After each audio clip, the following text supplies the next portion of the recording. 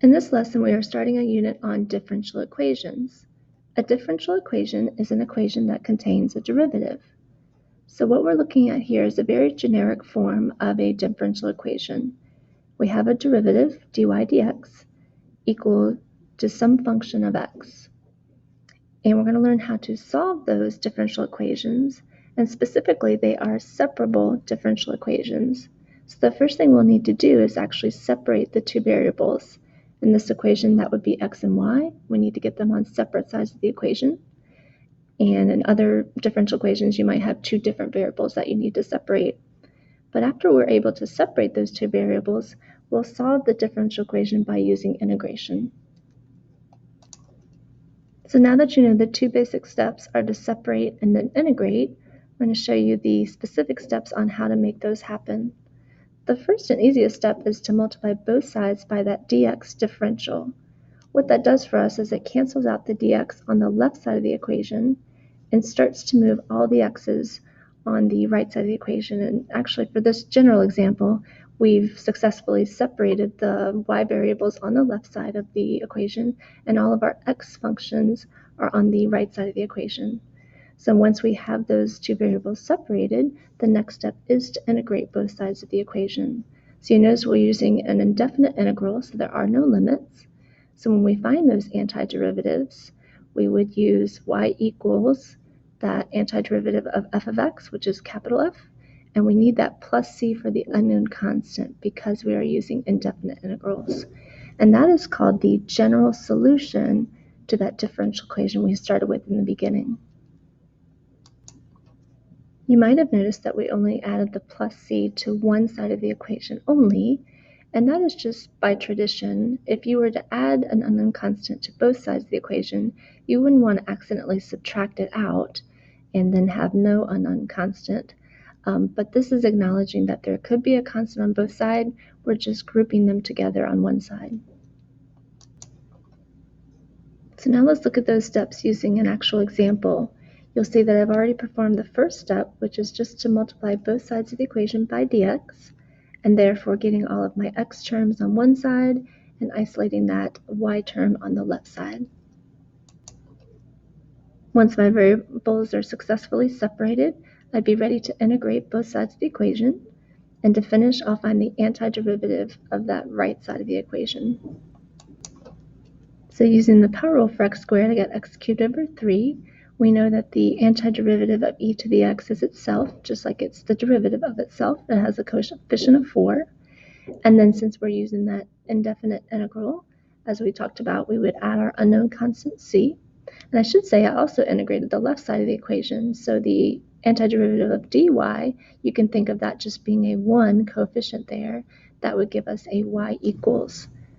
And so that is the general solution to the differential equation that we just solved. More often we'll be asked for a particular solution versus a general solution, and particular solution just means that it's a specific solution because we're going to be able to solve for that unknown constant c when we're given an initial condition, which really is just a fancy way of saying that they're giving us a point to plug in to solve for that c. So this is the general differential equation, and it's going to give you a point that the function passes through. So the first three steps that we do to separate and integrate the differential equation are the exact same thing that we've been doing, but we have additional steps, which is just basically to substitute in the x and y values from that initial condition, and then we'll solve for c and rewrite the solution substituting the c value that we found. So in these first two steps, I separated the variables by multiplying by dx on both sides of the equation.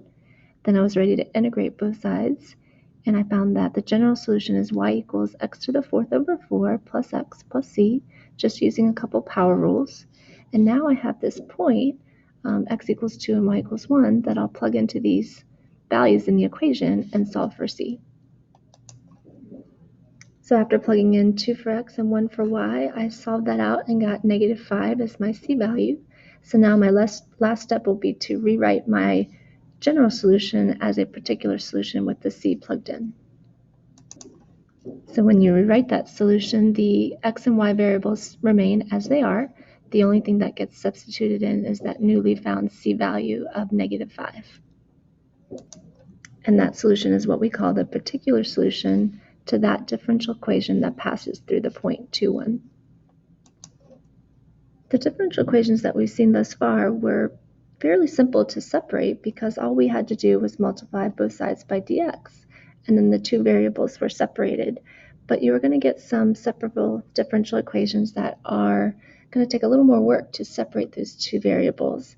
So using this really general example of what that might look like, it's basically saying that you have a function of x and a function of y kind of all mixed up and tangled up on one side of the equation, and you'll have to use a lot of algebra to untangle those two variables before you get down to the calculus of integrating both sides.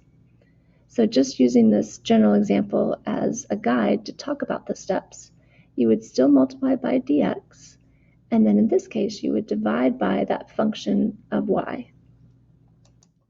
Please know that you're not automatically going to always divide by that y function. It really depends on what type of function is presented to you as a function of y, but in this very general example, that's what we need to do to separate those y's and x's on two sides of the equation. And then we're ready to integrate to find the antiderivative.